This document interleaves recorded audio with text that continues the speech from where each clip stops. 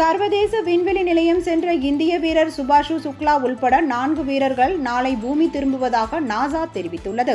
இந்திய விண்வெளி ஆய்வு மையமான இஸ்ரோவும் அமெரிக்காவின் நாசாவும் இணைந்து ஆக்சியம் ஃபேஸ் AX4 என்ற திட்டத்தின் மூலம் சர்வதேச விண்வெளி நிலையத்துக்கு இந்திய வீரர் சுபாஷு சுக்லா உள்பட 4 வீரர்கள் கடந்த ஜூன் மாதம் 26ஆம் தேதி அனுப்பி வைக்கப்பட்டனர். சர்வதேச விண்வெளி நிலையத்தில் ஆய்வுகள் மேற்கொள்ள அனுப்பி வைக்கப்பட்ட இவர்கள் நாளை பூமி திரும்புவதாக நாசா தெரிவித்துள்ளது.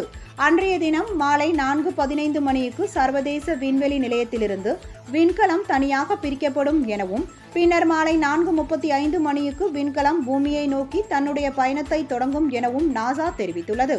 சுமார் 24 மணி நேர பயணத்திற்கு பிறகு இந்திய நேரப்படி நாளை பகல் சுமார் 3 மணி அளவில் பூமியை வந்தடைகின்றனர். குறிப்பாக வட அமெரிக்காவின் மேற்கு கடற்கரையை ஒட்டி பசிபிக் பெருங்கடலை ஒட்டி உள்ள கலிபோர்னியா கடற்பகுதியில் விண்கலத்தை பத்திரமாக தரையிறக்க திட்டமிடப்பட்டுள்ளது. டிராகன் விண்கலம் கடலில் இறங்கியதும் மீட்பு பணிக்காக கடற்கரை கப்பல் தயார் நிலையில் நிறுத்தப்பட்டுள்ளது.